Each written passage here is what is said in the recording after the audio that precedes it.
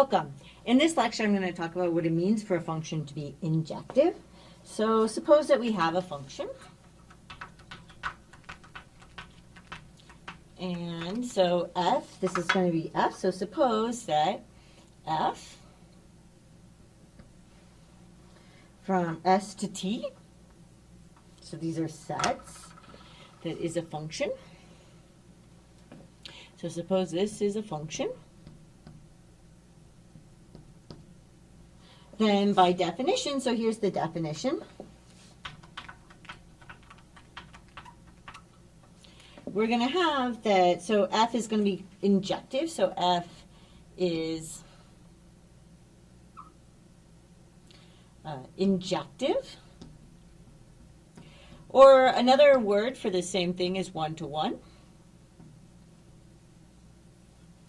Okay, so one is f called injective. So this is going to be if and only if, which remember I use this to mean I'm just defining something, so it's precisely when this is true. So if and only if I'm going to have that. So f of S1 does not equal f of S2, right? So we use this symbol, right, to mean, so to remind ourselves, this means for all or for each. In this circumstance, I think it's good to think of it as for each. Okay? And then we're looking at, so for all, and maybe this is, we're talking about S1 and S2, so let's just make that red. So for all S1 and S2 that are in our set S with S1 does not equal S2. Okay, so what's the picture here? So the picture is that we have S. So this is my S. And we have 2 points in here that are not equal. Then what cannot happen? This is about what cannot happen. So we know those two are not equal. And what we cannot happen is that when we're talking about what our function t does, or sorry, our function f does, mapping into t, we cannot have that, right, f is going to map this point and this point to the same place. We cannot have that. So we cannot have that. Maybe I'll already say that this is the no picture. This is like what we cannot have. So this is a no. That we cannot have that if I take the image of these 2 points, I'm going to get the same thing here.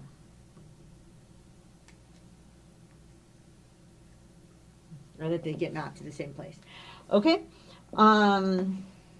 So we need that. This doesn't work because we need that. So no, we cannot have this. Why not? Because we need that.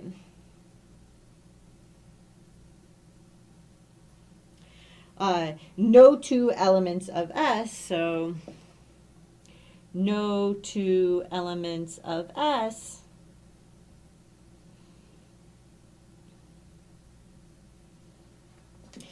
go to the same place. And that place is in T, so I'll do it like this. So go to the same place.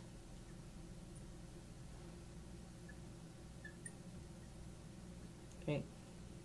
Now there's another way of formulating this, which is very useful when writing proofs. So equivalently,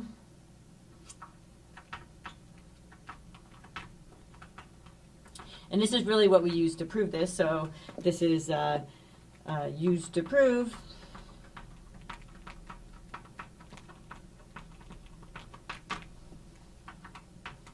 okay, that f is injective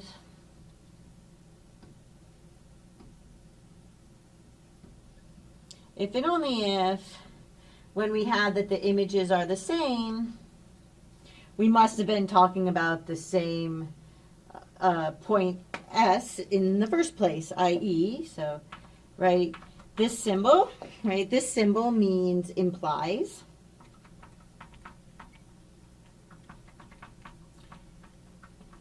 Okay, so that if two things are going to the same place, then I knew that S1 was actually the same thing as S2 all along. Okay, and this holds for all S1 and S2 and S. So given two elements, S1 and S2 and S, if their images are the same, they were the same in the first place. So how do we actually use to prove? So to prove,